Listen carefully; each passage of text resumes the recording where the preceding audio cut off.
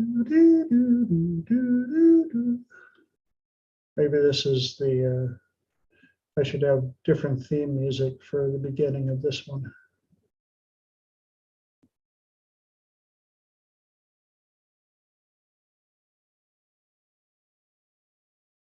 What the world?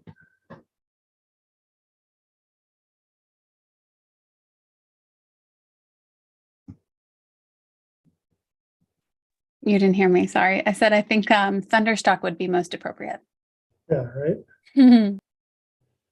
Well, for some reason, doesn't look like, there we go. That was weird. Yeah, guess I'll be editing that part. So we're finally live. I think we're live. I hope we're live. So welcome to Triple T number 59, Valentine's Day, February 14, February 14th, 2023. Happy Singles Awareness Day. And I found out from Facebook today that I've been posting that longer than they've been saving my memories. And yeah, I'm missing a step. Did you notice I didn't even have all the lights on in here? Yes, it's one of those days. So we're back. Guess I'll be doing a little additional editing today. And the lighting is off in here.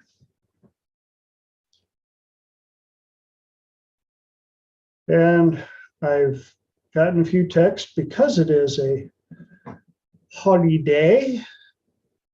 We'll be a little shortish on people in the beginning. So I appreciate those of you that did get a chance to hop on early. My name is TJ Zebo. I call myself a professional problem solver. I've actually had a few people reach out and go, what does that mean? I was like, well, sounds like you got a problem. Can I help you solve it? Actually, what that is I've just, over the years, with all the different things I've done, places I've been, people I've seen, things that I've learned, I've just gotten a way of learning actually how to ask questions, lots of questions, and helping people find the answers to their questions and issues. And I am really, I think there's something with the camera. So today will be the dark and light day. Yes, you can tell it's been a day already. I hope you guys had a great day. Wow.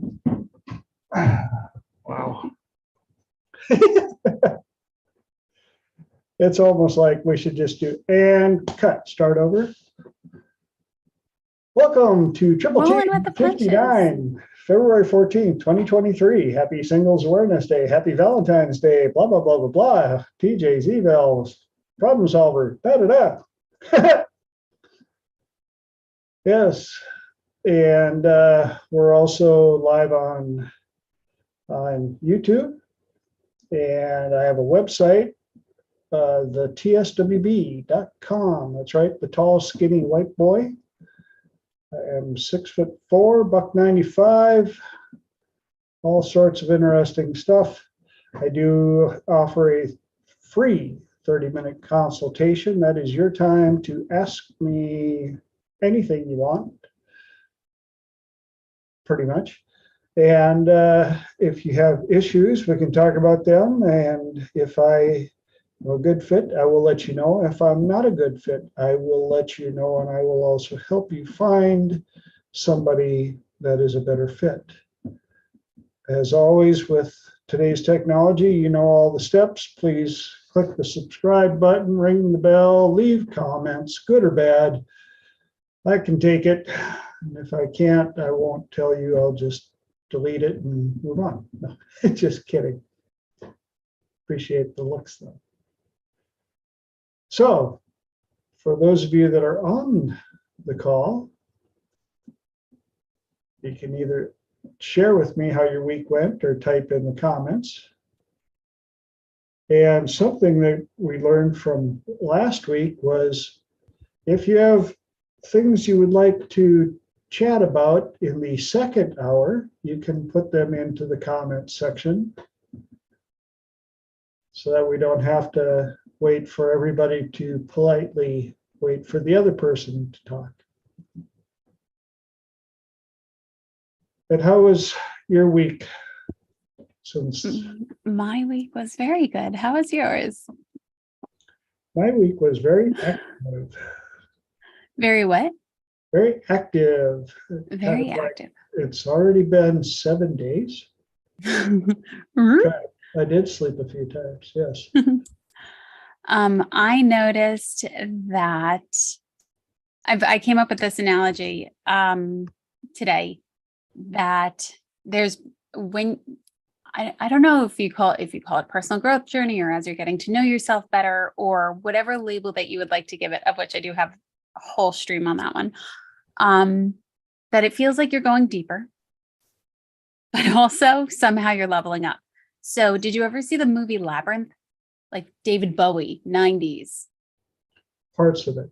Okay, so in this one scene, she's the lead actress is running around going in different directions. She's going upstairs, she's going downstairs, she's going all over directions, upside down. And that's where the picture that came up today. That was like, it feels a lot like a labyrinth in here. Uh-huh. So it was just really funny, learning new things and seeing things from different perspectives. So Awesome. yeah, very good.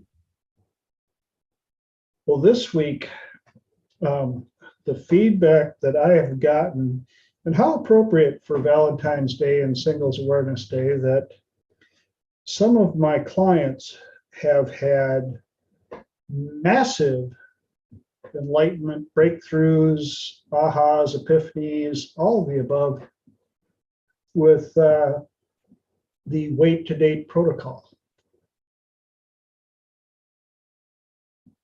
So as long as we're into Cupid's lair of the week, I figured we could start off with that. And if you watched last week's Triple T, I spent some time on this, and I didn't want to do it a remake, but there were a few ahas that really came out from my clients this last week regarding it. And again, it came to the amount of pressure they were allowed to walk away from, to get rid of, to the amount of worry, the anxiety, all the above that was so linked to dating before. And as soon as they fully embraced the wait to date protocol, all of that magically was able to be handled. I'm just going to boil it down. I'm not saying that it disappeared, but as soon as it popped up, a number of them were able to go, wait a minute. I'm in the 1 year waiting period, the 1 year protocol. If this person isn't my person, it is what it is. This is my year to experience life and live while I'm alive at a level that I never have before. In fact, 2 of my clients now, the wait to date protocol opened their eyes to how little they have lived in the last 20 plus years, and how a majority of their relationships were so repressive and controlling and not non-satisfying because they were not allowed to be themselves. And with the Wait to Date protocol, they're just like, no, I want to be me. And the longer I get to be me, the more I find out, hi, Nance. Happy Singles Awareness Day.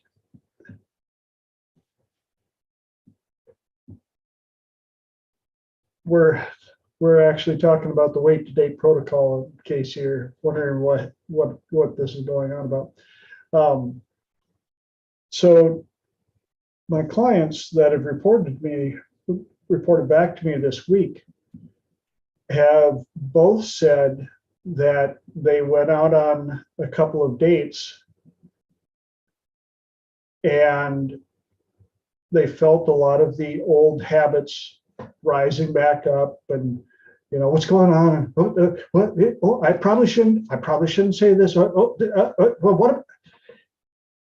And every time they felt that energy starting to rise up, they said they instantly had the ability to, one, recognize what it was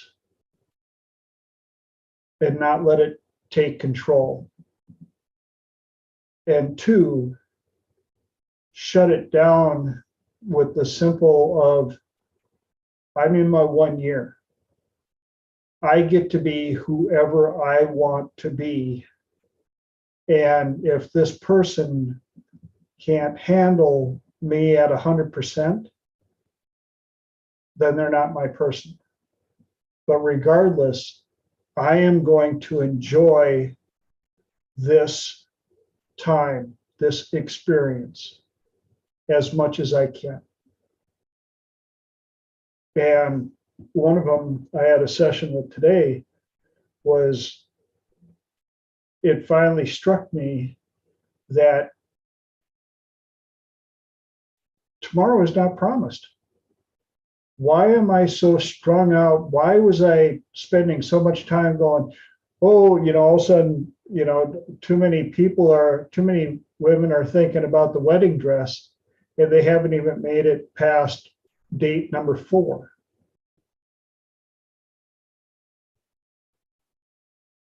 Thank you, Lenora. Can I share that?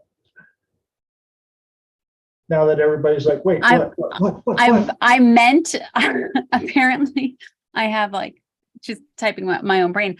When you give yourself permission, especially just with what you were saying, how they're having a different perspective, and when they give themselves permission to explore, to enjoy, it is incredibly powerful. And I don't think it's stressed enough in the world. It's almost as powerful as using the word might. Give yourself permission to do X, Y, and Z, to enjoy, to explore, to date, to do whatever it is that people want to do.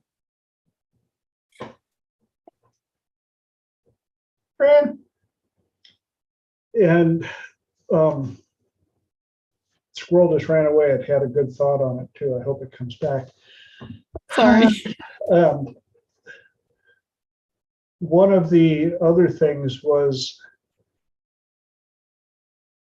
when one of my clients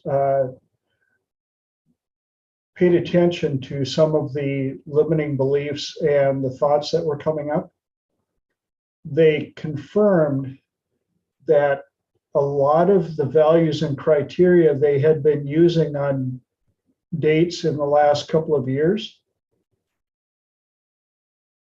were all values and criteria from their teens. They had set their dating protocol way back then and never realized that they could update it. And because they, back then in their teens, when they were setting their dating protocols, of course they were thinking all of the marriage and children and house and picket fence and jobs and all the above. And things have changed. And so in the protocol, I instruct them, pay close attention to everything regarding relationship from everybody. Married couple, singles people, when you're around men, whether they're a king or a 6 or a 8 or a 10 or a jack or a joker, what is it about them that you notice, and what does that have to do with your values and criteria? And what is it about their values and criteria that brought that up? In doing so, you're going to start to rebuild your current values and criteria for dating.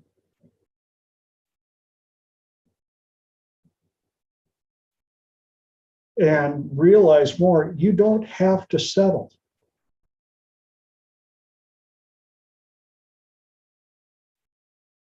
And in saying that, that doesn't mean that you stop going out with people.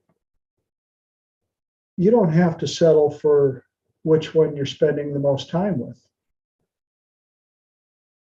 After a year, when you find, if you have a king, well, now you know who you're going to spend the vast majority of your time with after that, because they've earned your time.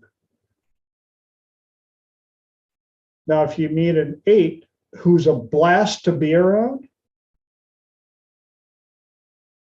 you get to spend some time with them, enjoying living life while you're alive. But at the end of the year, if they're still at 8, you're still searching for your king. You realize that you're not going to settle for the 8 just because they're the one that spent the most time with you. Yeah. Oh, we got comments. Go for it, Fran. I apologize if you've already covered this, but I think the most amazing thing for me about your protocol, TJ, is that there's no restrictions on you. You don't have to stop being an idiot about what you're doing, how you're thinking, how you're behaving. You're just bringing more good stuff in. And eventually your conscious and unconscious mind will kind of say, well, look, this is what you've been doing, but this is actually fantastic. So do more of this and stop, and it naturally leads you to spend less time being the idiot that you were, because that's just how you're starting to live your life now. And it makes your life much richer and juicy, and you notice things that you never noticed before. So for me, because you're not saying you have to give up being an idiot. I don't want to give up being an idiot. No. I can be an idiot and I can have all this too. So that to me is the real power. And I'm wondering how well this protocol can actually work with habits and addictions as well, because you're not actually saying give it up. You're saying, look how much more there is in life. I don't know whether that would work, but I'd be interested in hearing other people's thoughts about that. Thank you. Thank you for sharing that, because I had a big squirrel deliver me something that, who are we most attracted to, even out in public? You ever notice the people that are just full of life? They're having fun, they're laughing, they're being themselves. Even when you see the couples that the one is just being a fun, laughing goofball, and their partner looks at him with those eyes, and you can feel the energy, because they both know that they are allowed to be themselves. What a concept. Lenora, what were you going to share? Especially when Fran is talking about allow yourself to enjoy it, have it be richer and juicier, especially because if you're going out with an 8, what can you learn? And sometimes we're so quick to brush it off. You can say, okay, well, this isn't something that I do want, or what else can I learn from them? What else can I explore? And to have fun and just to really be as present as you can and lean into that, not necessarily working to make your 8 a king, but in exploring it and in being adventurous and going out on dates and trying new things, you might find that your 8 may become your king. And if not, you might find, wow, I really like these certain characteristics about it. And it's okay to, and I think about when you say to try everything 3 times, go on 3 dates, see if you like it. If not, all right, okay, then you gave it a valid assessment.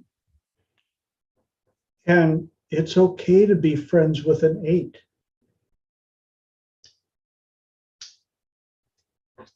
Just say it. One of the other things, one of my clients didn't quite understand all of the aspects of the Wait to Date protocol at first, and was really struggling with it because she had flipped it into feeling restricted. And as soon as she realized that that was the farthest thing from, there was only one restriction, and that's you're not going to be in a committed relationship for a year. Other than that, basically the restrictions are the lowest they've been in your life for quite a while.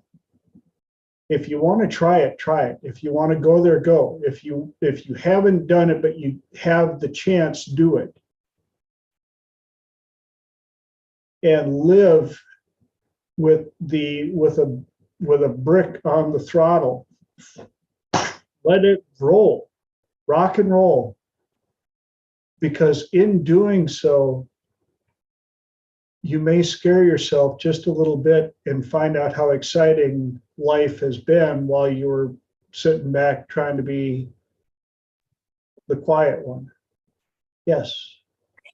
So TJ, is there a strategy in your title, as in Wait to Date, so that you immediately get the reaction and then you suddenly open up? You're actually opening up the world. You're not actually restricting anything. I mean, my first reaction when I heard the title was, oh, I don't think I like this. I actually did that on purpose because I came up with it for me. I didn't come up with somebody in mind other than myself, looking at my track record going, yeah, in all these years of being single and dating and long-term dates and all the above, the common denominator was, and I realized that the dates that I had the most fun on were the ones that I didn't think were going to work out because I didn't care. And which ones got attracted to me the most? The ones I didn't think were going to work out because I was just having the most fun and didn't care about the outcome. I was just out to be me, 100% me, full on me. Let's rock and roll and have fun. My mistake wasn't understanding values and criteria and cleaning up my own issues. Yes, Fred. And when you have that attitude, it eventually links in over to the ones that you really like, because this is now your normal way of being. And so it takes the pressure off those ones, and the ones you really like you really much better because you're being this person who was the fun and free person around the 8s or whatever. And if you do that with people that are better than 8s in your perspective, well, you stand a much higher opportunity of making really good stuff work between you. That's my belief anyway. And why a year? Because you will definitely have your new habits well and truly installed by then. And you'll have had a lot of fun and a lot of experiences to reprogram what you had been thinking. The evidence is there and it's irrefutable. You cannot deny what you've experienced for that year. And it does turn you into a much happier, better person, because you're noticing so much more than you ever noticed before.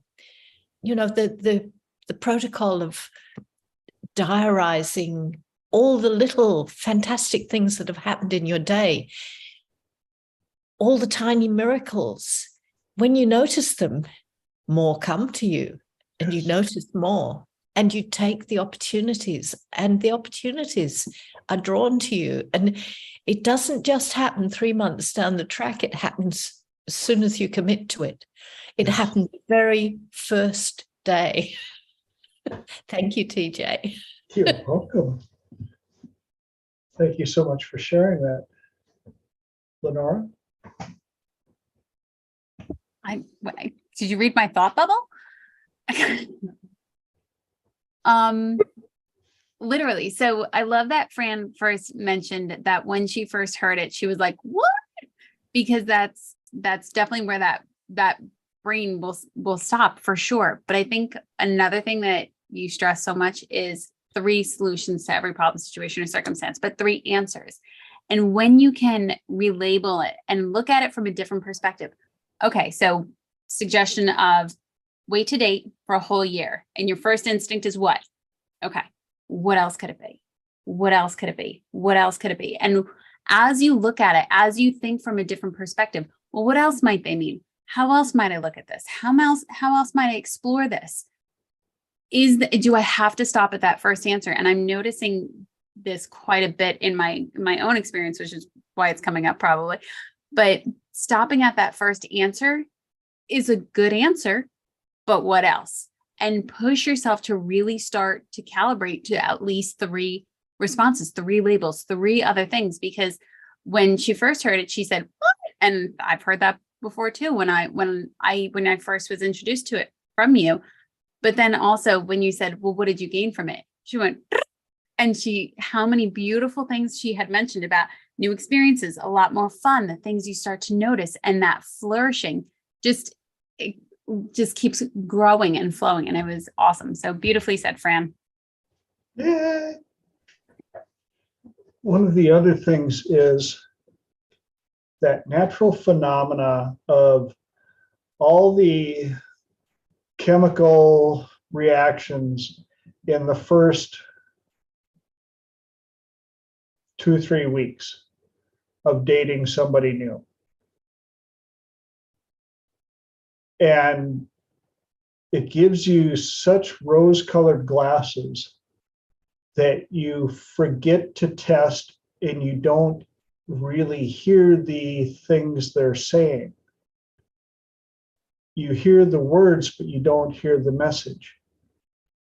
What I'm finding out from my clients in this protocol is because I would feel energies rise up, I would be like, oh, wait a minute. Well, why did that happen?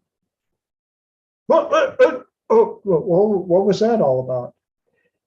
And they have the ability to consistently check in and evaluate the actions of the person that they're out with the safety of being able to tell themselves, I'm not going to be in a relationship for a while anyway. And I've got a couple of clients now who have made it past the year.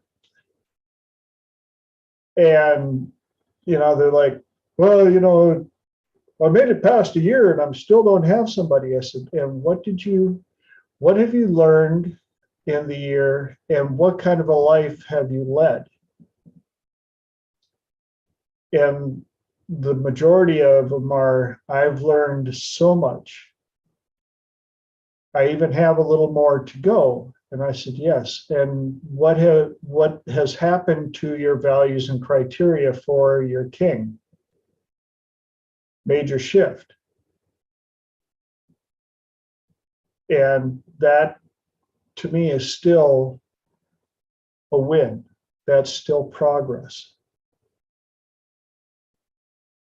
Yeah, it's a formula for living juicy and really having fun and flirting with everybody, including the dogs you might meet on the street. Yes. And they all enjoy you because you're enjoying them, and it opens up the world. Yeah. What a concept. And that, again, was something that I realized, that being in survival mode for so long, I had shut down even that part, because I was trying to conserve as much energy as possible. And in doing so, I didn't realize how much energy I had blocked from coming in as well.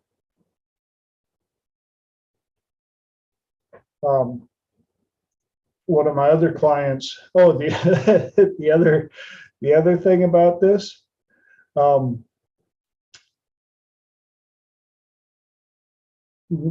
one little downfall that I've heard from a few clients is the options have multiplied magnificently, but now I've got to learn how to politely shut them down. I said, well, you have options. One is to simply absorb as much of the energy as possible and remind them that you're not looking for a person, you're looking for living, you're looking for experiences, you're looking for activities, you're looking for memories.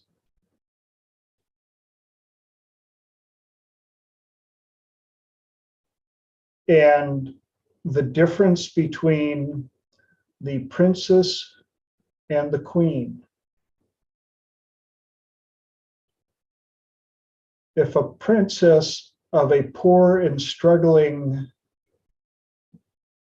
kingdom and country is told or believed they need a suitor, how different will they look than the queen who has all they need? The queen has her suitors come to them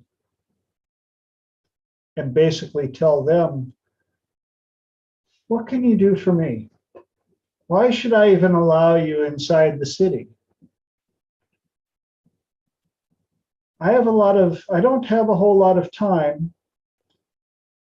So what can you bring to the castle? Whereas the starving princess will be, hey, you're cute. You can fog a mirror. Are you the one? Hey, you've got a pretty horse. Are you the one? Hey. And which one is going to end up with the better product? And yes, I call it a product. It's a life. It's all the things that are written in the romance novels and all the above. Why can't you have that? Why does it only have to exist in Hollywood and on books?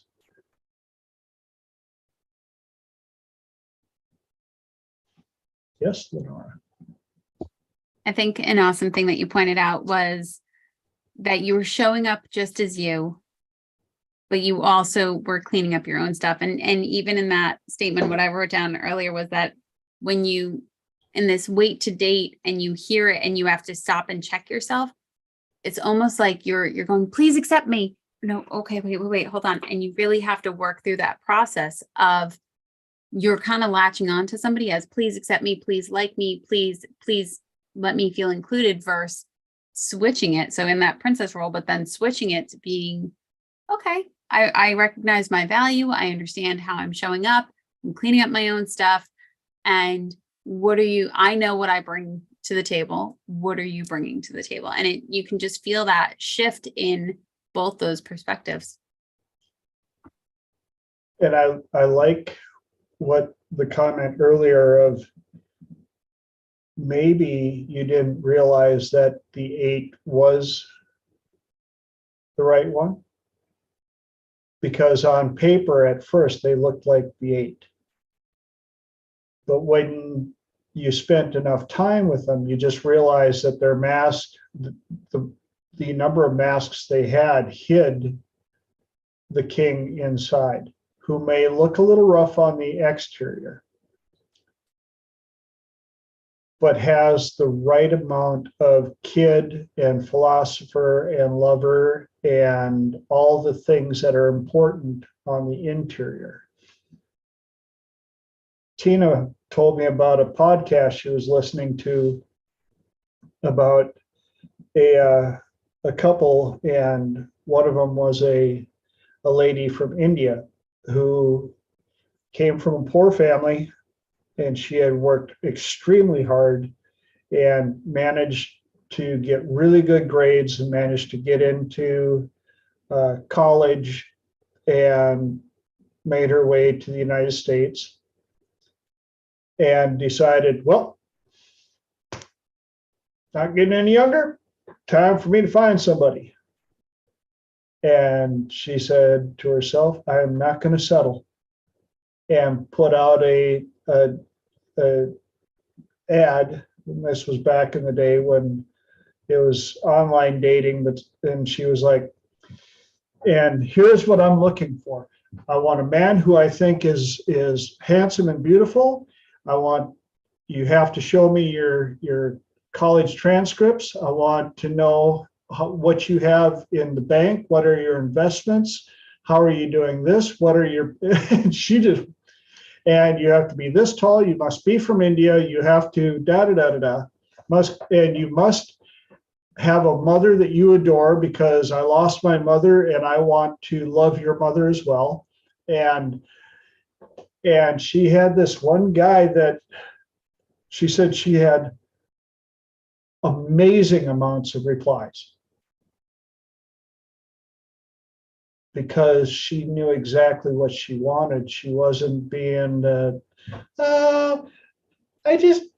like to have a good time and I like puppies.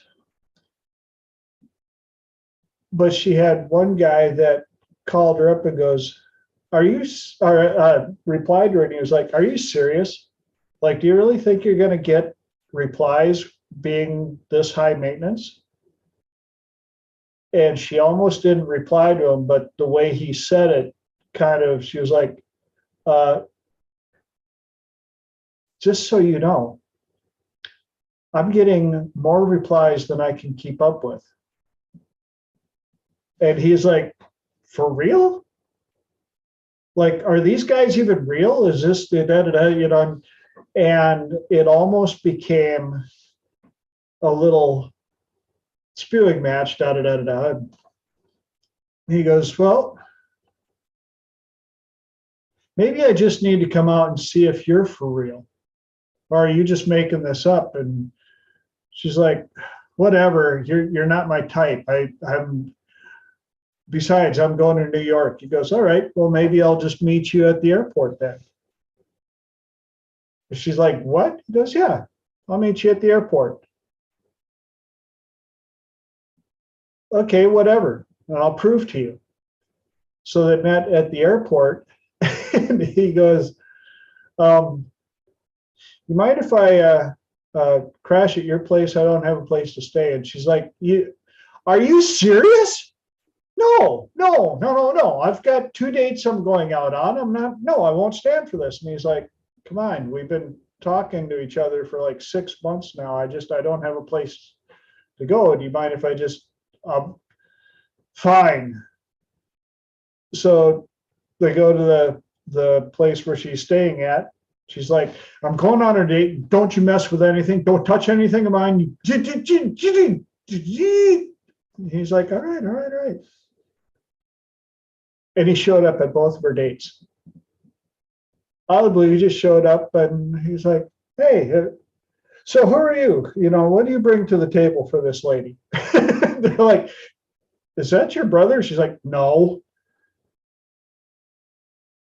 Fast forward, they've been married now for 20 years. He was an 8.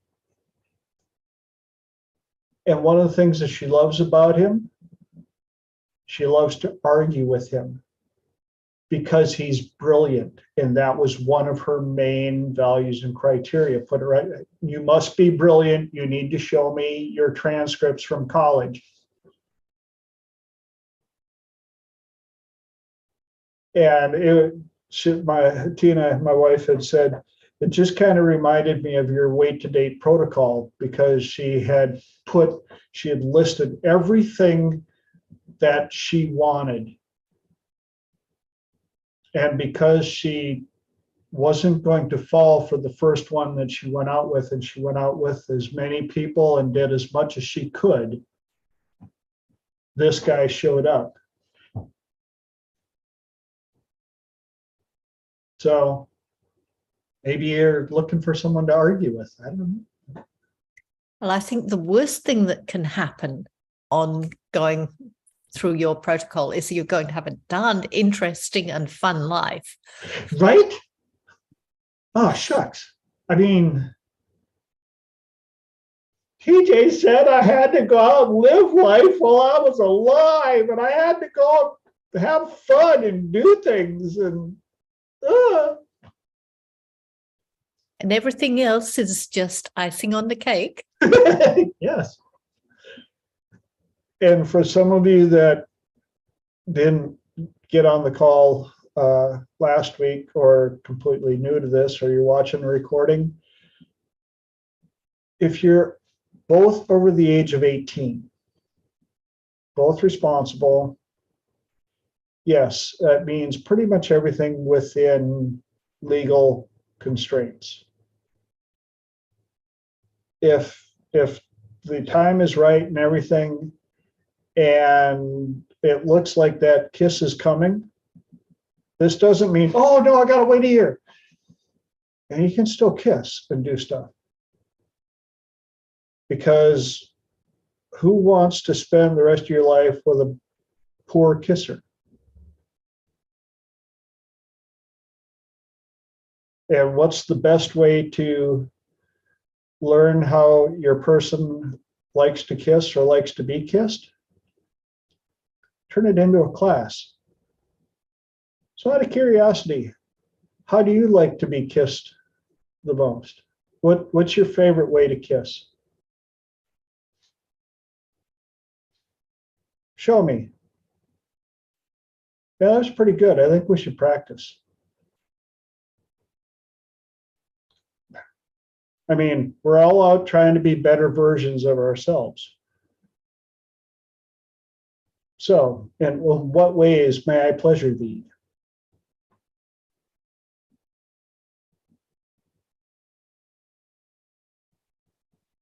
Yes, it is Valentine's Day. Cupid's got a whole bunch of arrows that he's just waiting to spring out and power lob. And that brought us 44 minutes into the first hour. Any other comments, ahas, epiphanies, questions?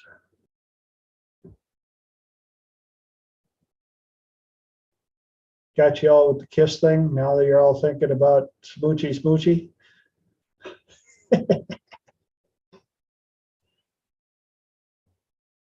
Well, that gives me. Go ahead. I'm sorry. I do like that you again, it goes back to permission. You're encouraging and supporting people to have permission to explore dating, to explore what they like, to explore meeting new people, and to explore things that they weren't open to before. And I think it's incredibly powerful of a process. And I've had a couple of, well, I've had a number of pushback on this, which I enjoy, because most of the pushback is fully values and criteria and limiting belief based. Like, why live out in the middle of nowhere? There's nothing to do. Nothing to do? Then reevaluate what's important to you.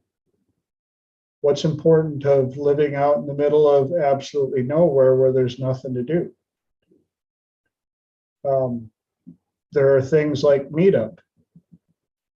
And if you go on Meetup and there's nothing to do in your area, what an awesome opportunity to start your own Meetup.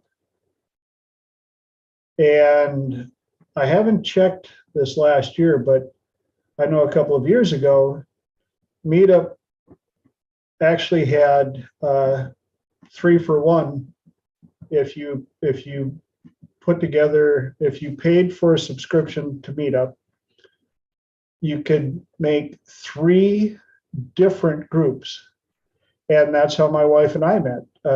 Bill, who put together the Meetup, did tall singles, cat lovers, and international travelers. And the cool part is he would do events and invite all 3 groups. And so imagine if you're into all 3 of those. But if you're only into one, that I was an international traveler and tall, skinny white boy. So tall singles and international. And I've told other people, you can always come up with something that you can be interested in. Heck, you could start 3 different Meetup groups that could be beer drinkers and nature walkers and cat lovers. And hold your Meetup at a table at a bar. And you've just made an excuse for yourself to have to go to the bar and buy a helium balloon that you can set on the table and force yourself to have a different beer because you're a beer drinker group and they probably aren't going to show up and be impressed if you're sucking suds on a Coors Light. Nothing against Coors Light. If you're a Coors Light lover, relax. But there are a couple more beers available in this day and age. And at the minimum, you may have somebody else in the bar coming up, seeing the balloon going, hey, what's with the balloon? Well, I started this new Meetup group called Beer Drinkers and thought this would be a good place to have you. Really? What do you do? We drink beer. Oh, I fit right into that group. But you may have a hiker show up or a cat lover or find out you've got a cat lover who loves beer. Well, now you got 2 things in common right off the bat.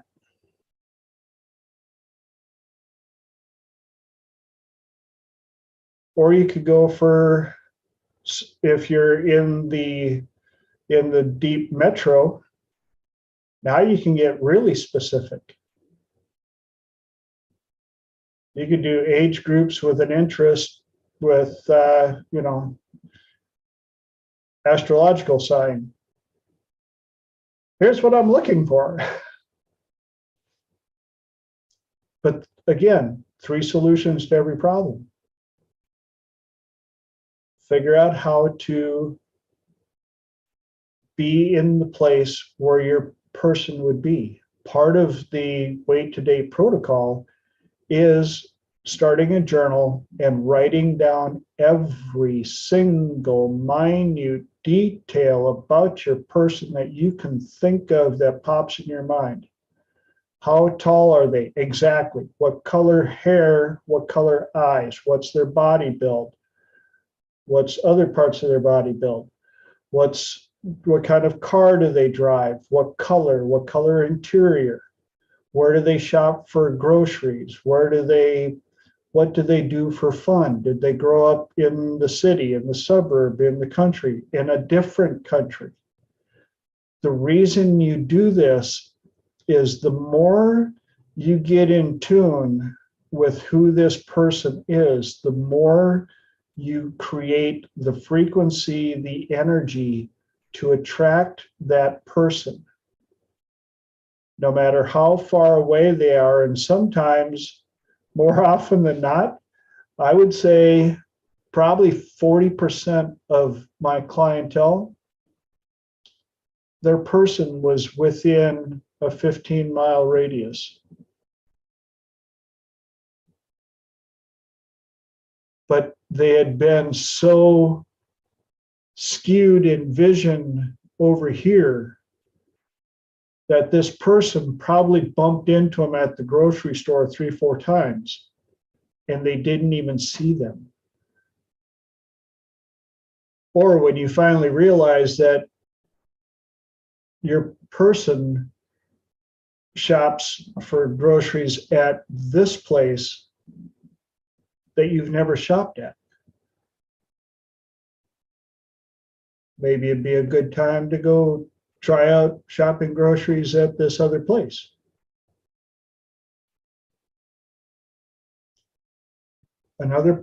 Yes, Fran. How much can you actually change these details along the way when you've written them down? How does that work or not work? Great question. Thank you. That is why I instruct my clients to continuously go through their list. You don't just open the book to page 37 and add something new. You add something new to page 37, then you go back to page 1 and read through everything, because this has happened with some of my clients as well.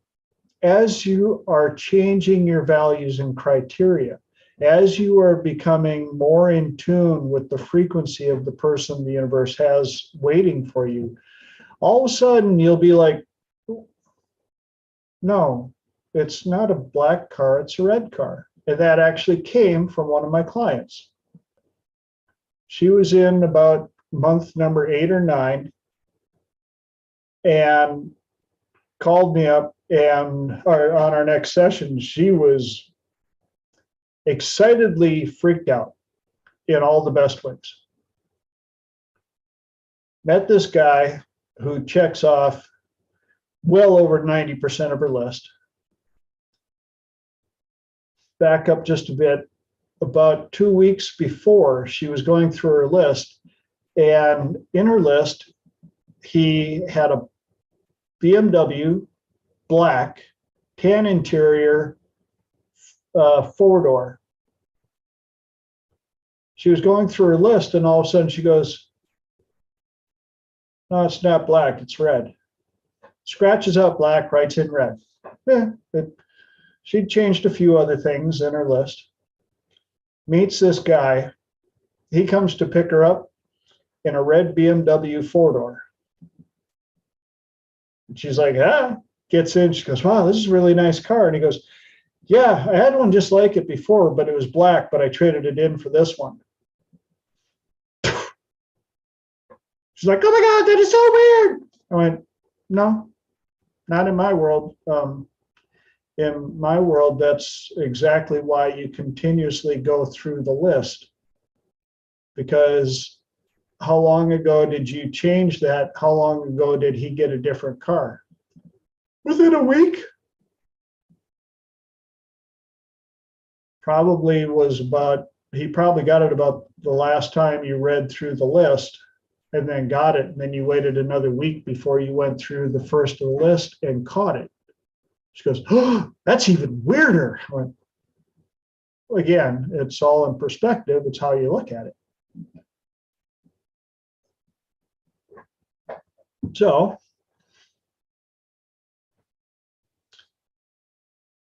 the worst response I've gotten from people, and it always cracks me up when they say, well, I'll just know when I see it. I said, yep, I've heard that before. How's that been working for you? That's like going into the biggest car lot in the world and saying, I want a car. Well, what do you want? I'll just know when I see it. And you're walking around and you see one that appeals to you. So you buy it on the spot and have no idea that 3 aisles down was the car with every single option you've ever wanted for the same price.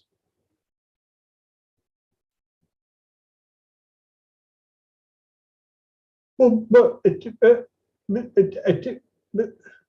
I know. Just say it.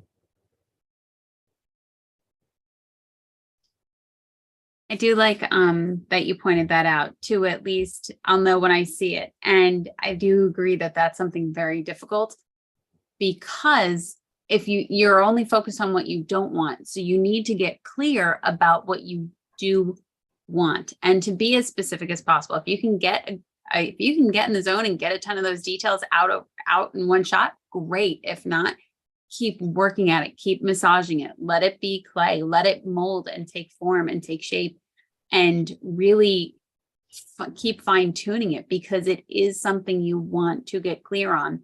And how many times have you ever gone to a buffet and you're like, oh, I don't know what I want, but no, it just wasn't that good.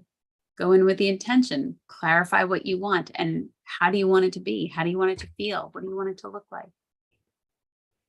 Actually, I like the fact that you brought up the buffet. If you haven't had many options, the nice thing about the buffet is you get to try this, you get to try that, you get to try this, you get to try that.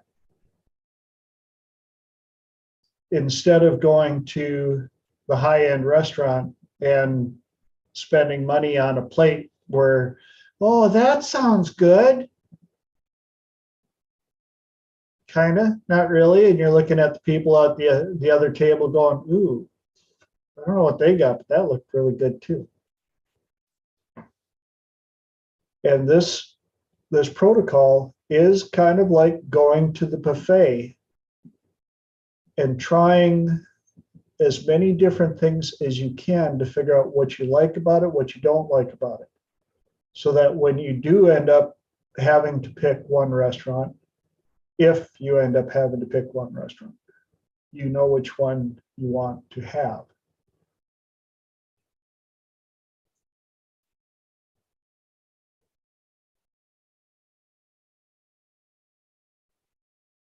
Now that we're all thinking food.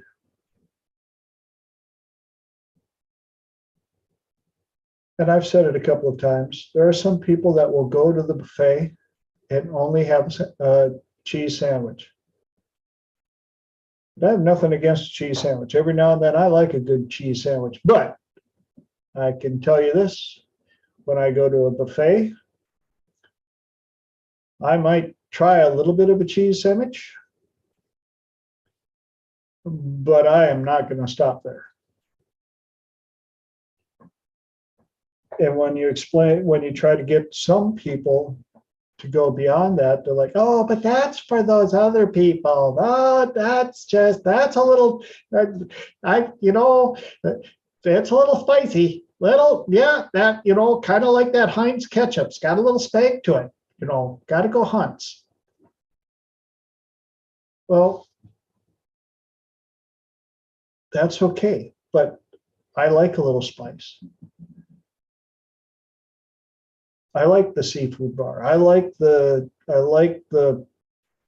steak session. I like the variety. And when you realize that with the right person, that's what you get the rest of the time you're together. As long as you set that up in the beginning. It's much more challenging to try to become the free-loving, fun-loving spirit once you're in the relationship and that's not who they met in the beginning.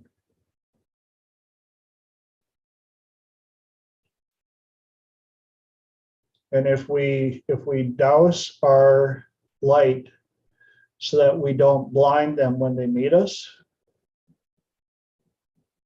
they're going to shut it down every time you try to lift it up and turn it up a bit. So I'm saying, blowtorch, light that baby up, start a bonfire. Let that be what attracts them.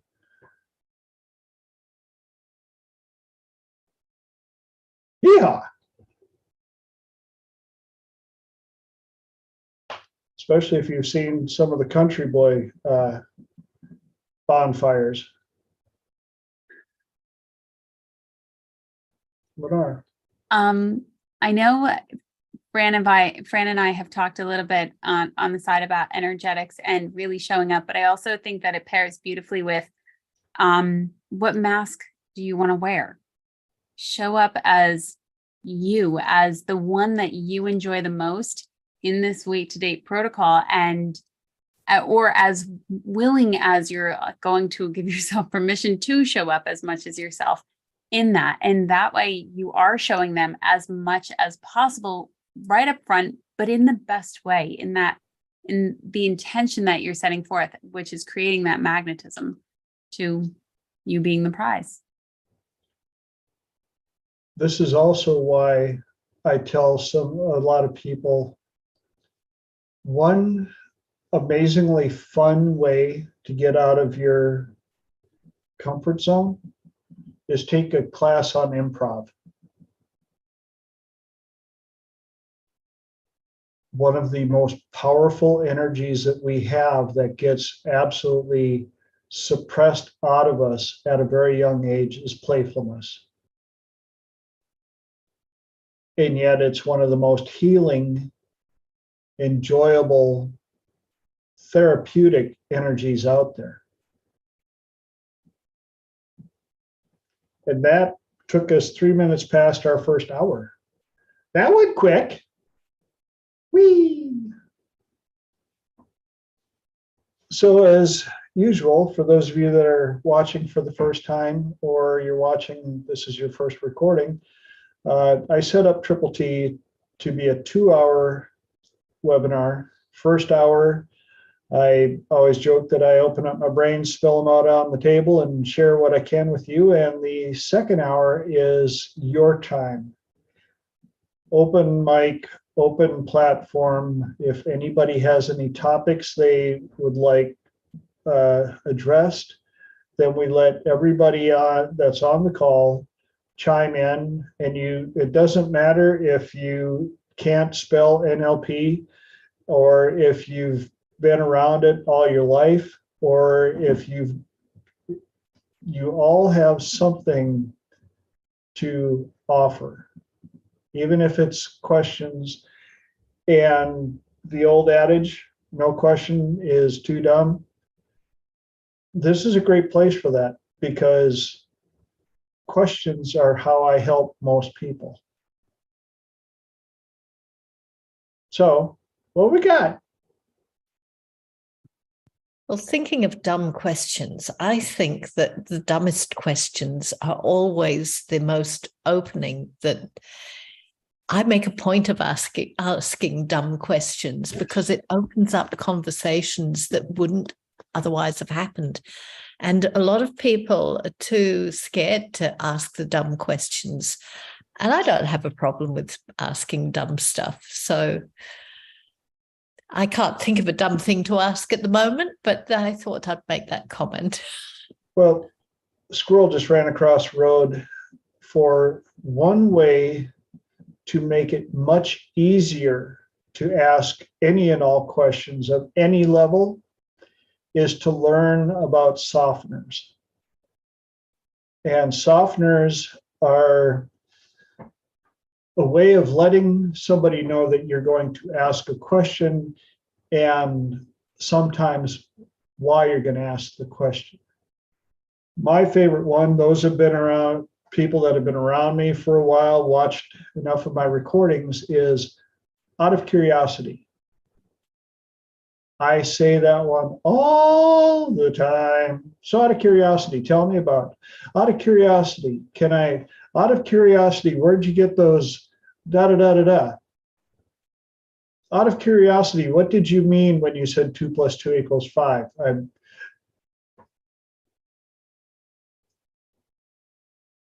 And I'll give you some of the most common softeners used, which my favorite, obviously, out of curiosity. You can also just say, I'm just curious. Another one is, so I can understand you better. Another one that sounds like a question, but is actually a command is, let me ask you a question. Kind of sounds like a question in a way, but it's basically a command. And with that, people, they know you're going to ask a question, and it prompts them. So any questions or input on that? I'd love you to tell me more about that. Cool. Lenora, you got a question? I was going to see if we could talk a little bit about forgiveness.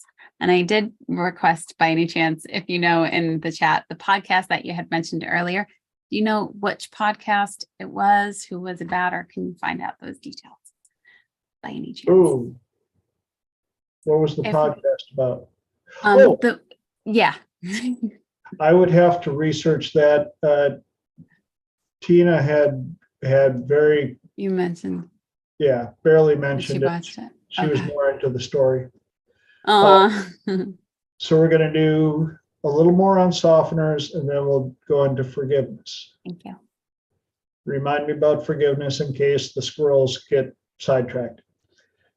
So again, softeners, the more you get used to utilizing them and the ability to utilize them in your conversations, it allows you much more freedom and ability to strike up conversations with people as well.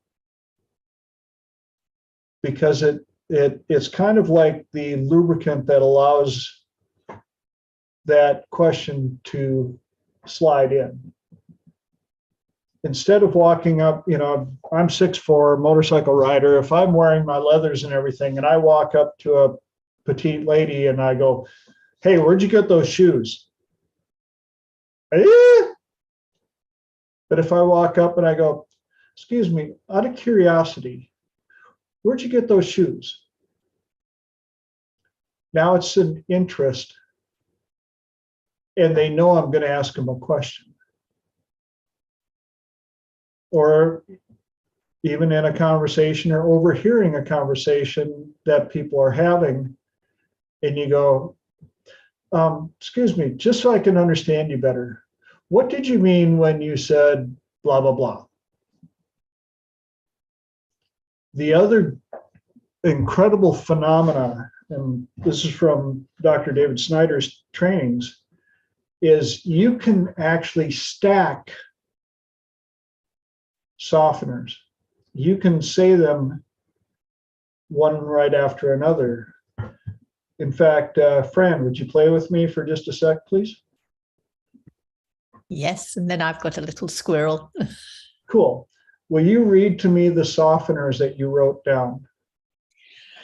Well, I'd love to hear more about that, or tell me more, or I noticed this about you.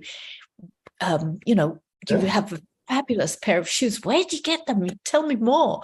And people really get sucked in easily. And it may be different for a guy approaching a woman, but certainly woman to woman, it's okay to go up and say, love your shoes, or love your bag, or whatever. And then to strike that conversation.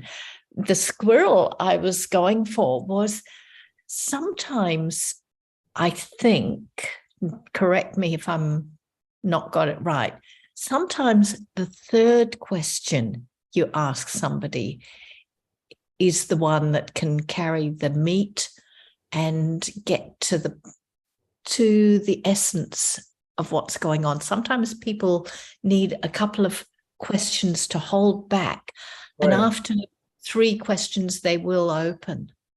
Have you noticed anything like that? A lot of that is exactly breaking through the barriers. Even in the work that I do, I'm getting much better because of my experience and the time that I've been working with people in knowing what questions to ask, what order to ask them in. But I still use softeners all the time. And when I asked you to write or read me the ones that I had you write down, did you write down the 3 or 4 that no, it's okay.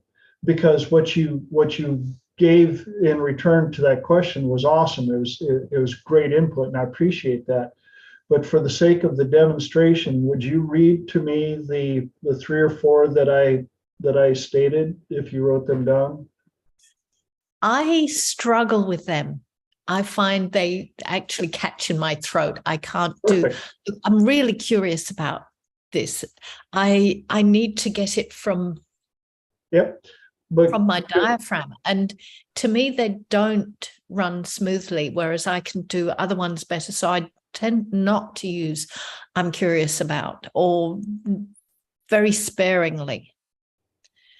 Yep. Well, I'm curious about what you think about that. Which ones did you write down? I'm out of curiosity.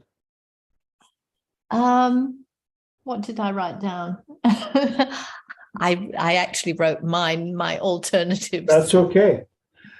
That's okay. Because again, your interpretation is what somebody else needed to hear. I don't have all the answers. In fact, what I do is I start people with these, and then I have them write 4 or 5 of their own. So you were able to jump ahead. Lenore, did you write down the ones that I said, out of curiosity? Can't hear you. Sorry. Still muted. Out of curiosity, just so I can understand you better, let me ask you a question. Those were the 3 Yep. that I caught. Now for an exercise, do me a favor.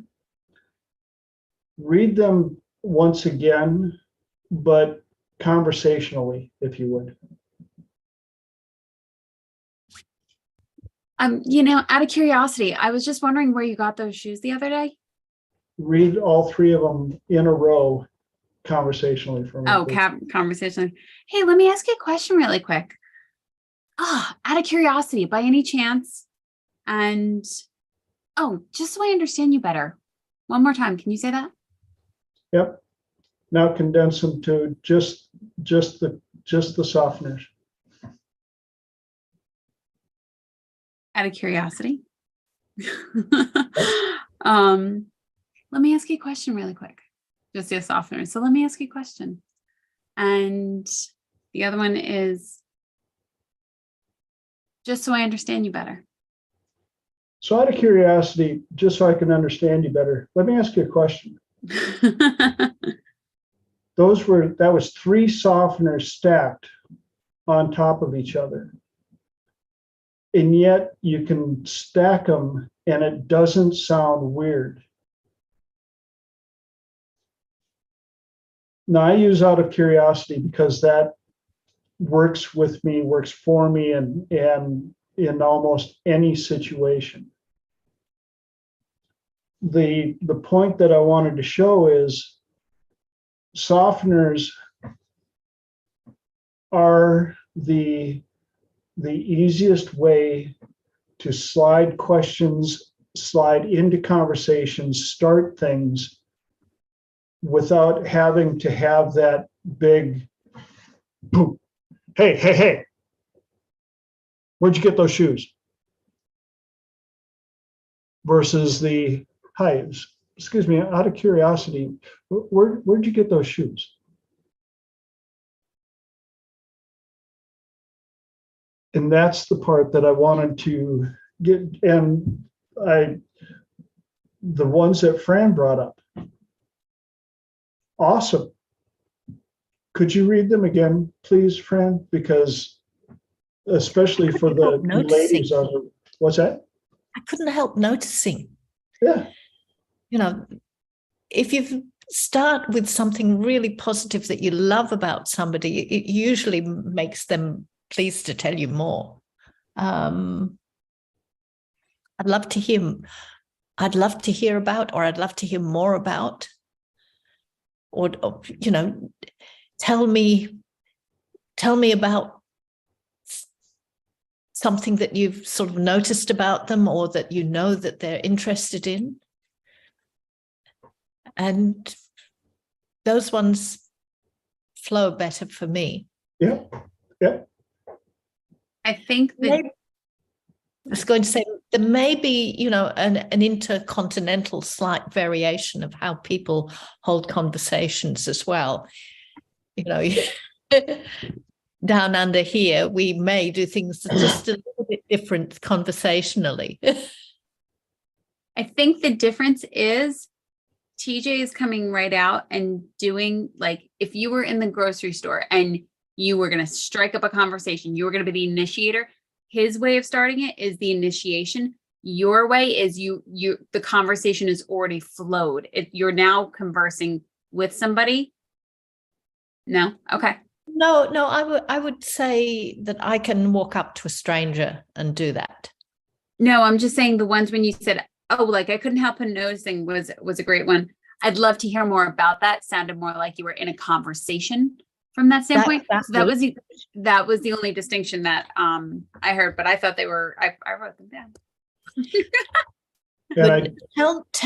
Tell me about it can go from cold. That can be a cold intro. It may be a little bit more jarring, and you know, I noticed, or I'm curious about, is the softener. Yeah. I wonder. I'm sorry. Go ahead, Lenora, please. You're good. No, go ahead, because I've got a big squirrel that just showed up. I was gonna say the tonality. Also, as a female, I think it's easier to come up and just naturally start talking, whether male or female. I think it's easier for a female because we are less intimidating naturally. You sure? Yeah, sometimes you never know. You're right. Fair. I can scare some young guys quite easily. Yeah, and after you've scared them, I can make them run the other way. Like, dude. But I had something come up yesterday. I was in town running errands, and I wasn't sure if I was going to have this as a topic tonight or not, but when you have inner voices that yell at you to say something to somebody and you have no idea why, especially when you're an empath, that happened to me yesterday. I was at the grocery store and witnessed this, I'd say, young mother with a young son. I would say probably under the age of 2 with, I'm going to describe tiring energy. And even though she was attractive, I could tell that something about her just told me that she was just tired inside. And I watched them for a little bit, and he's being a boy in the worst boy way at times. And as I continued shopping, there was this voice in my head that got louder and louder and louder, that I needed to go back and tell her, whatever you're going through, it's going to be okay. You're doing a great job.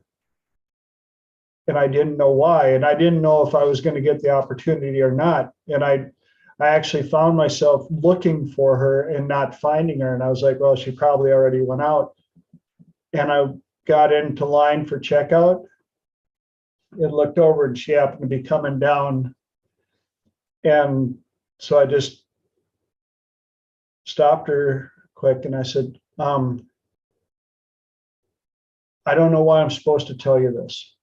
I'm just supposed to, and whatever you're going through is going to be okay. And you're doing a great job. And that's all I know I'm supposed to tell you. And the look on her face, she almost started crying. And both of us are like, oh, I'm like, that's all.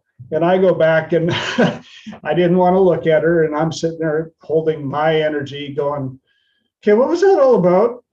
Like, really? What was that all about? And I glance over, and she's trying to keep her composure, and some beautiful motherly grandma type lady who got in line behind her, from what I gather, asked her what was going on, and she, the look on the grandma's face wasn't one of, well, how would they, how could they, it was more like, wow, just a, beautiful, wow, compassion type thing. So whatever that was about, I was supposed to say it, and she was supposed to hear it.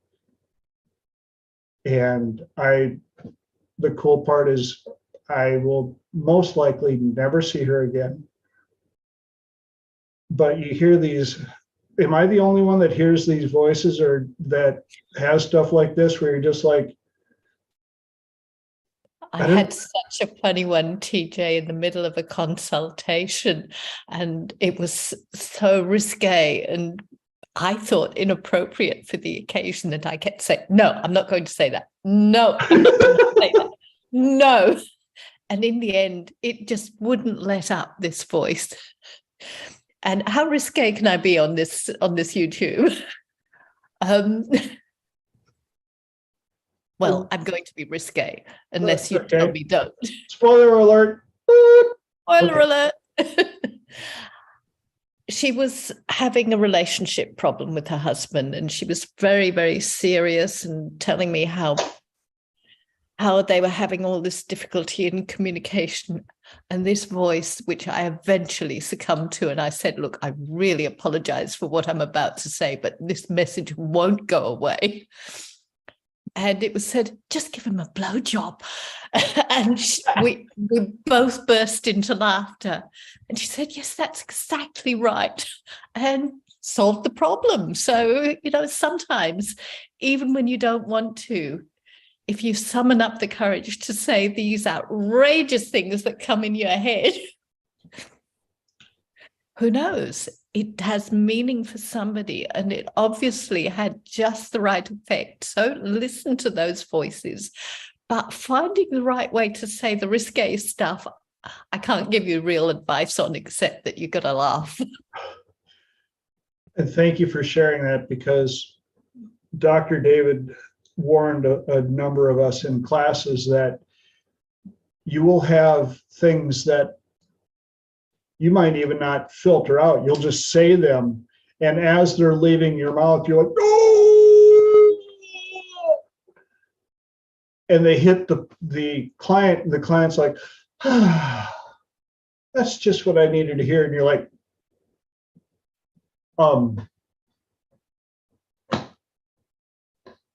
there you go. Boop. And that was the thing in the grocery store yesterday. I literally found myself really nervous about saying it because I had no idea what it was about. I just knew that it was pounding so hard that I had to say it, and it would not let up. And I knew that if I got in my truck and drove away, the rest of the, I knew I was going to be thinking about it for the rest of the day anyway. Either it was going to be, what was that all about? Or what I'm feeling now, like I said it and it landed. And grandma's face verified that she didn't take it like I was being some jerk or anything. So you don't need to know why. You just need to listen to those voices when they demand to be heard, voiced. Well, that's why one of my questioning affirmations is, whose life will I change for the better today, even if I don't know about it?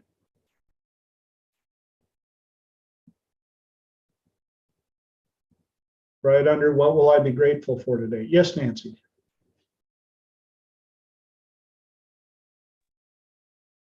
There we go. My little voice usually is more of just to compliment somebody. Like I was walking out of Kohl's one day, and there's this woman that was walking, was probably in her 80s, and she just looks kind of sad, and she's just kind of going slow, and I kept thinking for some dumb reason I should say something to her, and I just said, "Boy, your blouse is really pretty. That's a good color on you." And her little face just lit right up, and you know. So that's kind of what I get for voices. I don't really get any big ahas or anything to give anybody, but just compliments.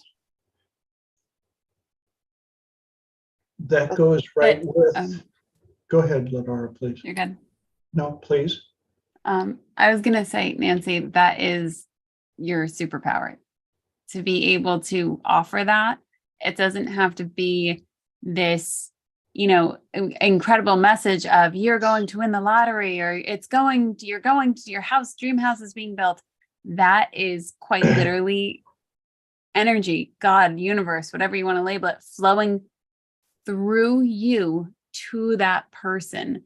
And the fact that you're able to be aware of it and not ignore it and be like, oh, I should have done. The fact that you did that is just as important. Yes. To have somebody notice you when you're having a day when you feel the world's abandoned you, it can make the difference between life and death. Yes. Well done, you. Well done, Nancy.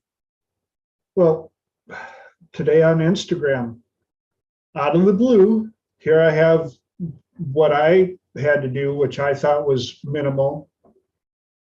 Some lady was talking about how she was praying to God, and all of a sudden gets this message that she's supposed to go down to the convenience store and do a handstand on the pop machine.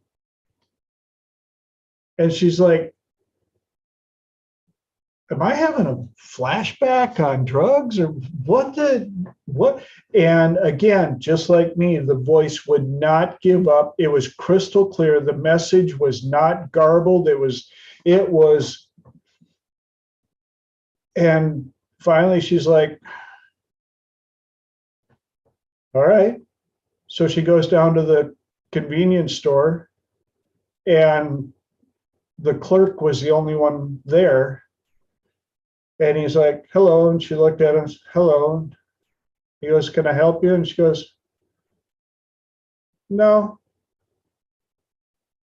Walks over to the pop machine and does a handstand. And when she got done, he looked at her and he goes, he goes, why did you do that? And she goes, I don't know. I just had this voice telling me that I had to do it. Why? And he goes, reached underneath the counter and laid a pistol on top of it. And he said, because I've been trying to figure out why I want to be alive.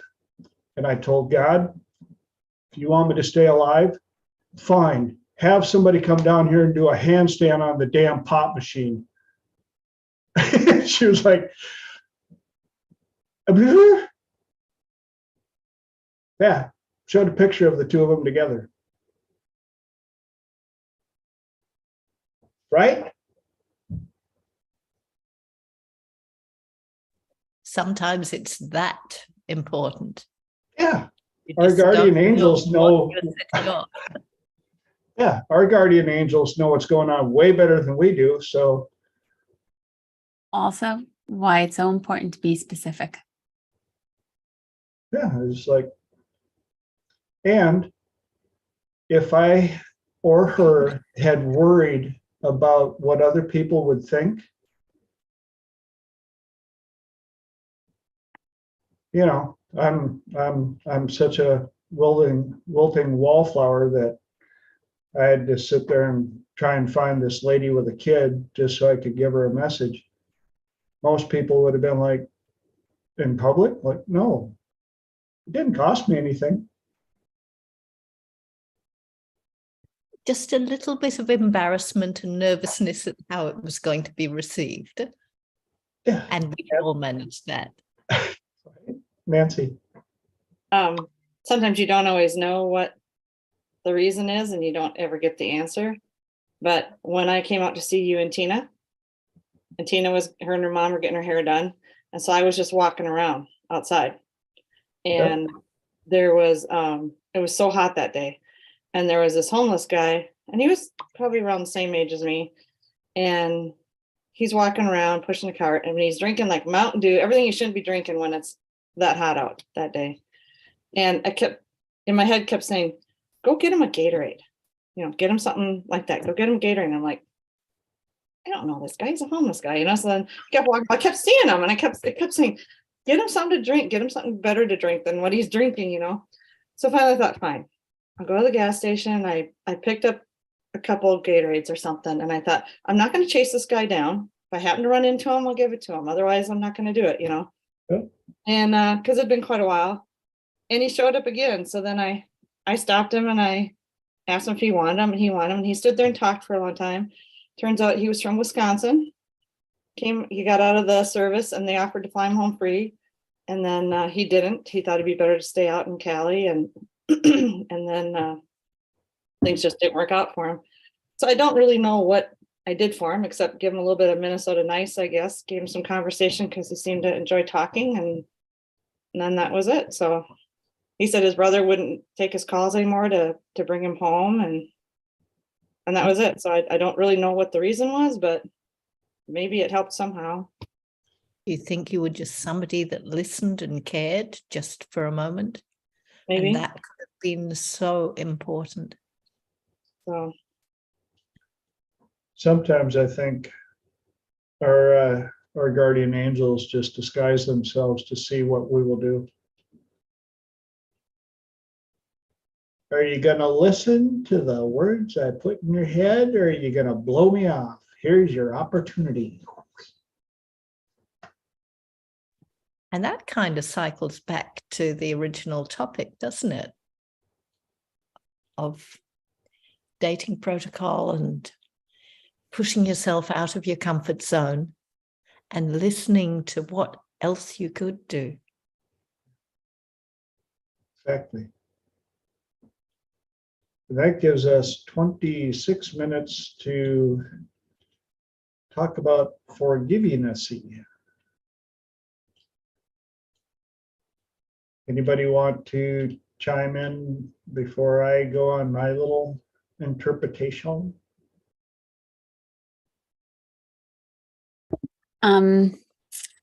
I would say forgiveness is, and it definitely depends on what the topic is, how close the person is to you. But I love the phrase, it's a lot like drinking poison and expecting the other person to be sick from it. When you're forgiving, you're not, and this is something that I've thought quite a bit about and really sat with, you're not forgiving that person. You're not saying that whatever they did was okay. You are saying, I learned, I can move forward. I have the lessons. This was difficult to learn, but really to disconnect from the energy of anger, the energy of resentment, the energy of hatred or hurt, whatever it is. It's the disconnect or at the very least, the dial down of intensity that you're carrying so that you can come to a neutral state. I don't think you'll ever come to a state of, gee, I'm so glad this awful thing happened to me. It's not about that. It's really about discharging the energy that your mind and body are holding. Anybody else?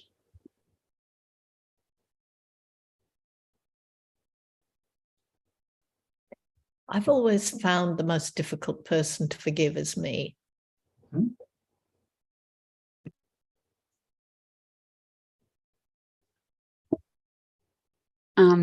I love that you had mentioned that, Fran, because I have found that too. And in that, I have actually brought in somebody else or another wiser version of myself to help that because and you know, I know we've mentioned like 3-chair protocol and these awesome fancy terminologies and these protocols, but really when you can't do that for yourself in this state, so me at 8:37 my time on February 14th, when I can't do that, who else might be able to help me with this? And when I say who else might be able to help me, I can have that option of bringing in somebody else. It can be an archangel. It could be a best friend. It could be a wiser version of myself, whatever I want it to be. But asking that question, who might be able to help, who else might be able to come in, made all the difference in that. And it might not, depending on the intensity of it, it might not have all resolved instantly in one session, but it's gotten pieces of it down, down, down, down, down. So that way I can move forward and I can disconnect from the intensity that this was causing me and still say, I learned the lesson. I'm stronger for it. I got it now. It was hard and it sucked, but I got it now and I can go forward. And that's where I find the biggest relief.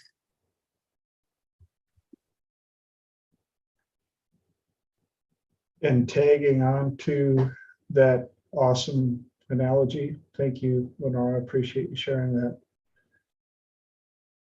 Which version of you, which age of you, which person of you are you having troubles forgiving? And too often people forget, and that's why I do this part all the time, is I will have my clients give me the exact date and time and remind them the fact that we can have this conversation right now at this very second in time means that you have survived 100% of everything life has ever thrown at you. There's nothing from your past that you are not stronger than. Whatever happened back then, you did the best you could at the time with the tools, knowledge, and energy you had available to you. If you could have done better, you would have. And if it happened before the age of 18, we put on this magical deal about age 18, where after that, you get to make your choices. And every choice that you made from that point up got you to where you are at this very second in time. And I always, there's always pushback. Yeah, but you don't know what they did to me. Yes, but it's your choice to decide how long you want to stay in there. Not in the situation, in that past. You can choose to move forward. You can choose to figure out how to forgive yourself for what happened. We can't change history, but we can change our perception of what it did. We can take out the lessons that we learned. No matter how horrendous the situation was, there's something to be learned from it.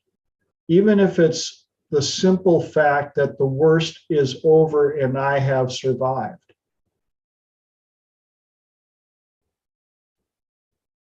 And I see two hands up. Lenora was up first. Lenora?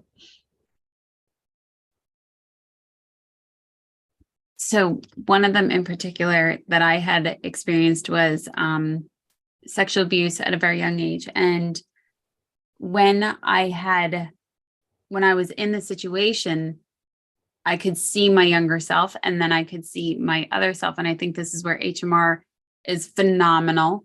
And David's techniques and the techniques that you have mentioned, TJ, of what do you want to see happen, and to have your day in court and to give it justice, to vent it, to do whatever you need to do. Because in that, and especially I know TJ's walked me through a couple of them, having that situation and having somebody there to guide you through that, depending on the intensity of it, whatever it may be, to have somebody else guiding you through, to keep that moving forward and to see where you are and to check in and to check in and to check in, to help with venting that, to help with clearing it, to help doing whatever that version and this version need to do to get it out of the body.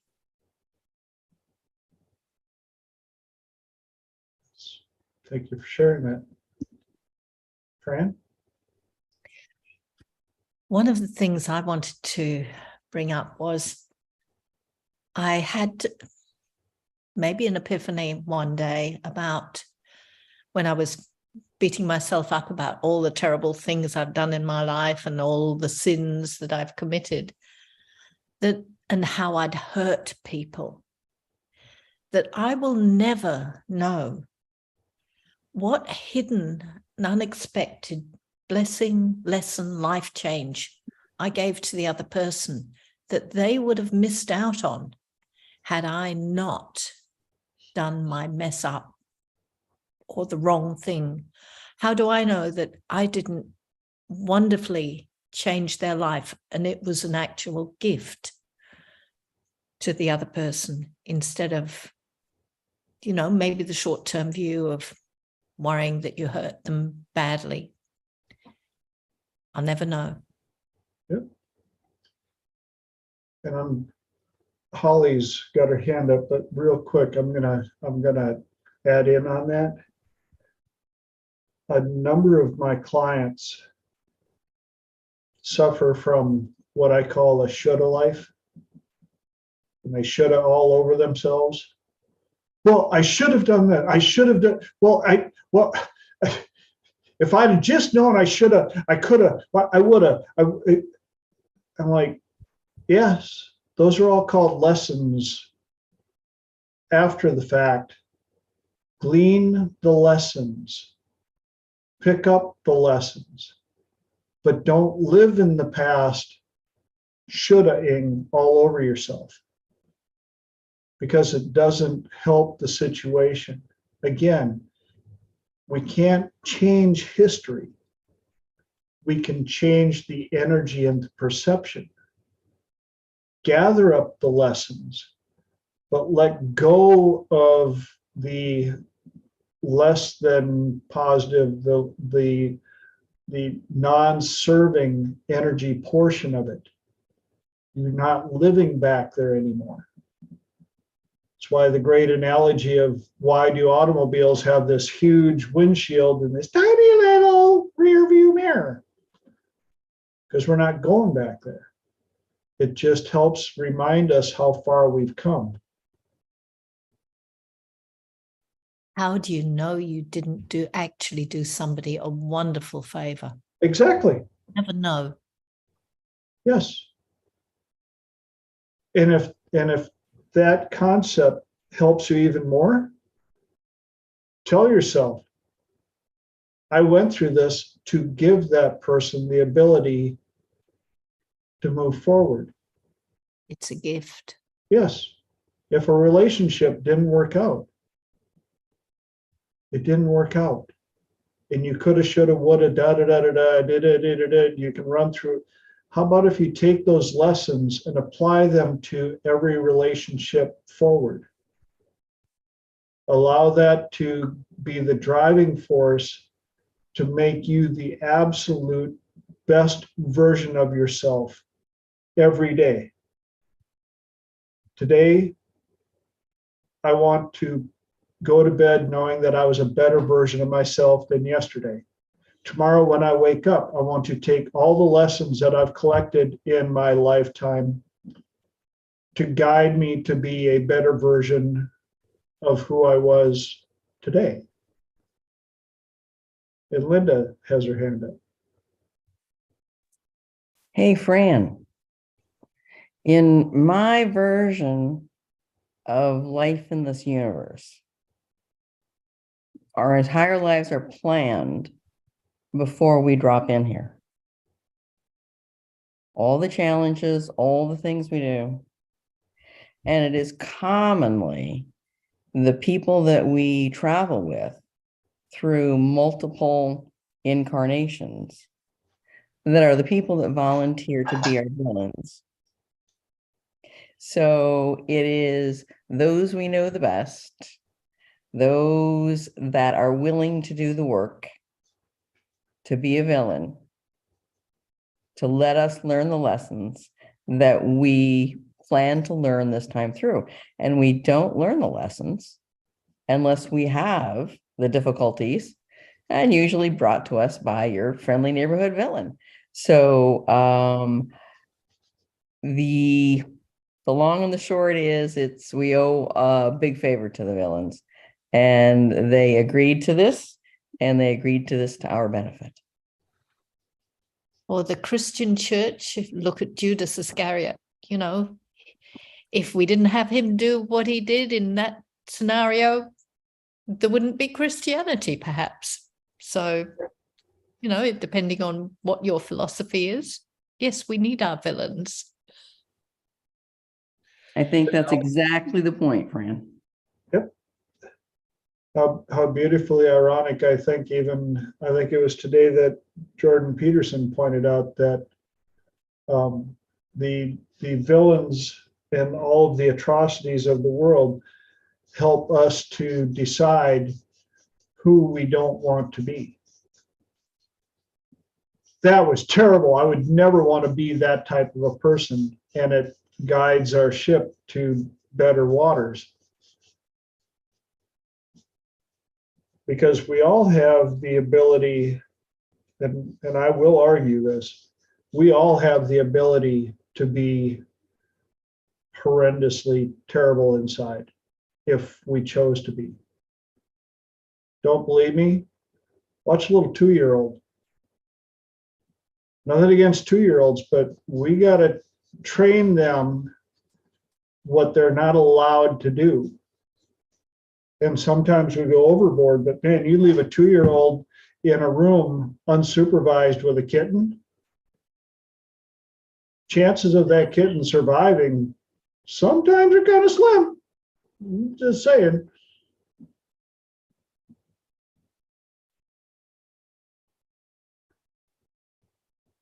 And villains also enable other people to come together in opposition to that villain. So Yes. they can also be a catalyst for togetherness in that other aspect. So, yeah, but it's not always comfortable being a villain.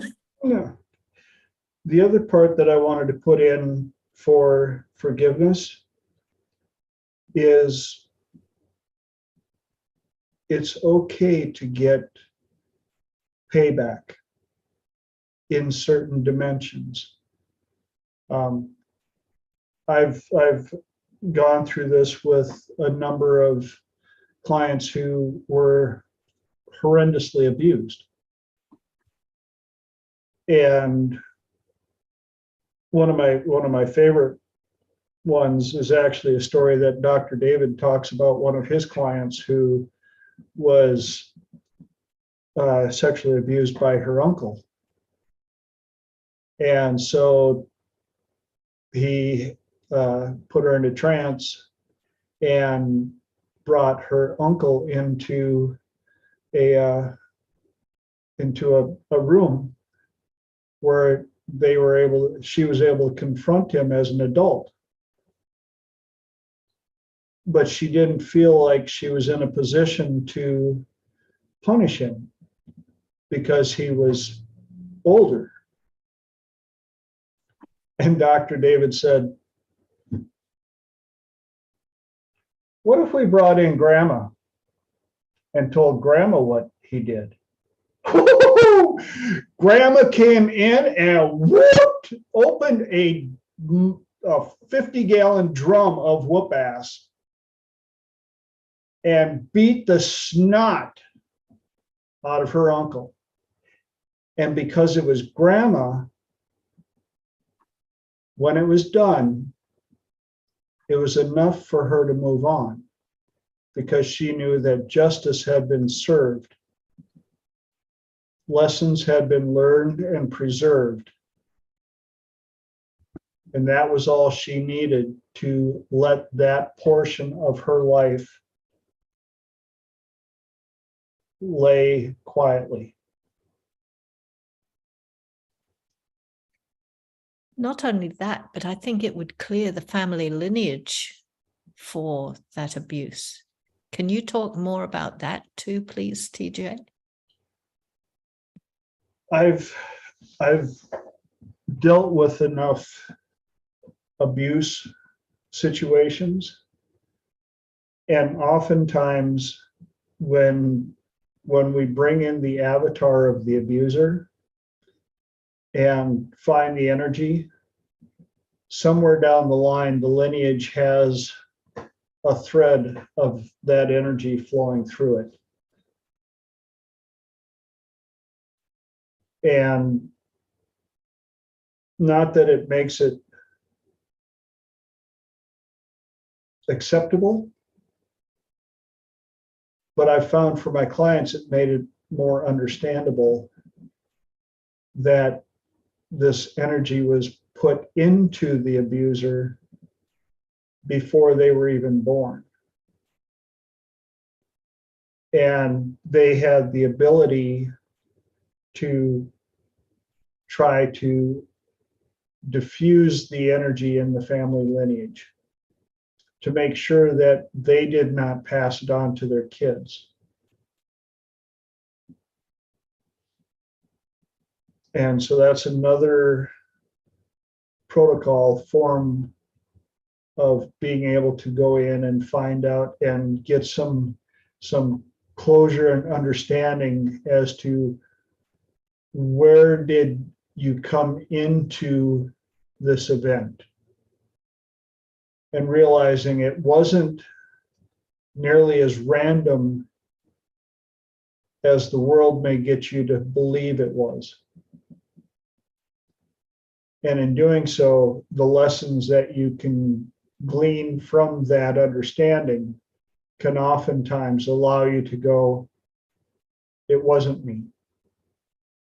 I just happened to be there.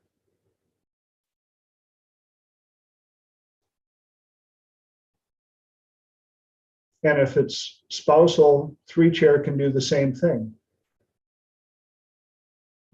When you do 3-chair with an abusive spouse, and all of a sudden you pull up their avatar and find out that, well, dad used to beat him, grandpa used to beat dad, great grandpa beat grandpa. And you go, okay, he was gaslighting me. I wasn't crazy.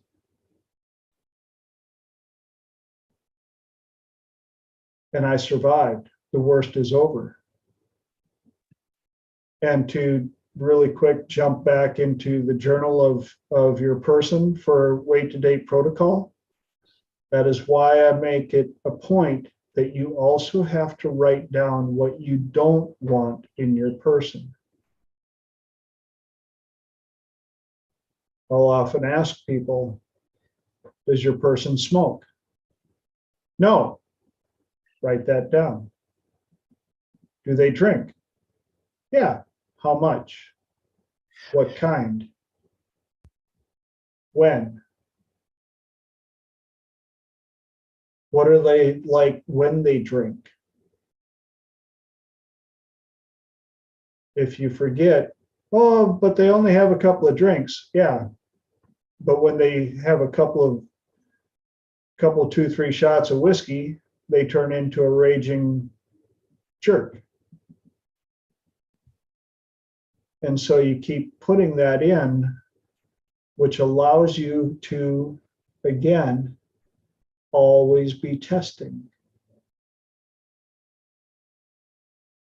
Listen to the words they're saying, not the words you're hearing. Fran.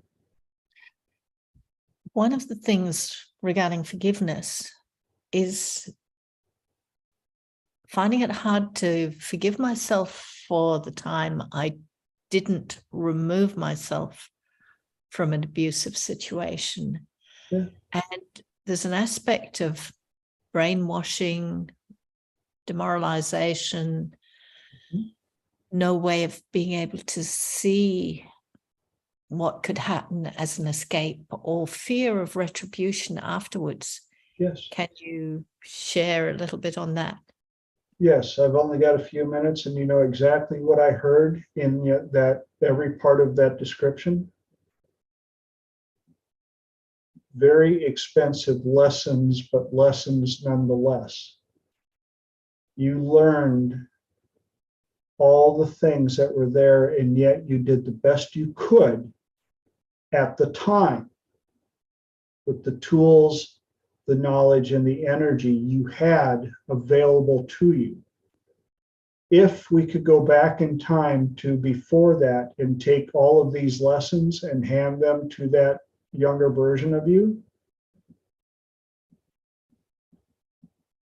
chances are very high that you would have went, oh, time for an exit strategy. Because it would have been before you understood the mind control. It would have been before you understood the options. It would have been before you didn't have all the answers. Like they say, hindsight is always 20/20. The part that they miss is, as long as you understand the lessons, collect them and keep them. Strangest thing is that looking back now on what happened then and seeing the results of what that not good time gave to me and where I am here and now, if that was the only way to achieve this goal, I'd do it again. Yes, and the best key word that you said in that reply, if that was the only way. Because I if gained many gifts from that nonetheless, yes, and survival strength that has never, I know I can do anything now. yes. Which is why you have to do everything now. You got time to make up for it, girl. Whee!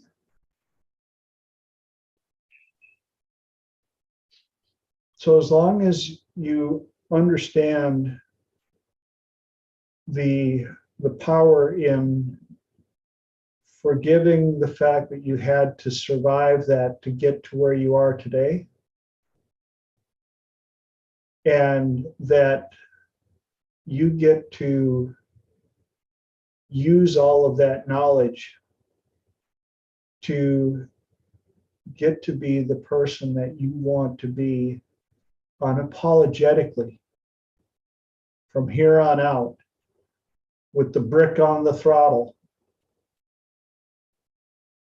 Because you've been there, you've done that, and that's enough of that. Here's who I get to be. Here's who I get to be. And damn it, I'm going to be. And if that's too much of me for thee, see ya around. 4-letter word. Next. Wish them well and let them float down the river. And that brings us right up to the top of the second hour, which, if you've been around enough triple T's, you know how much I absolutely appreciate the time that you've taken out of your lifetime to spend and invest on this platform. I will always tell people, time is the only thing that I cannot give you. It's the one resource that I cannot generate. So the fact that you share this one thing that you cannot get back yourself, and you give it and offer it freely to be here, means a lot to me. And I pray that I make it worth your time investment. And I will continue to do my best to make sure that that happens. For those of you that are watching on YouTube, same, I appreciate you.